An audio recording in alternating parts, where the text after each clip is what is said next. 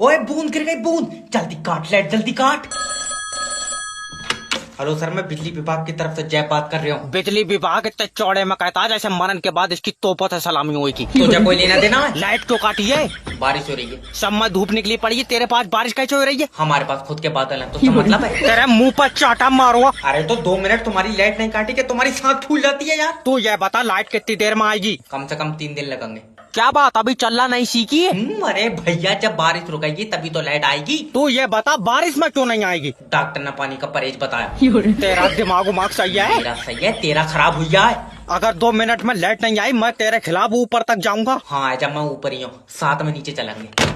सब काम कर लेना, मगर बारिश के मौसम में बिजली विभाग में काम मत करना।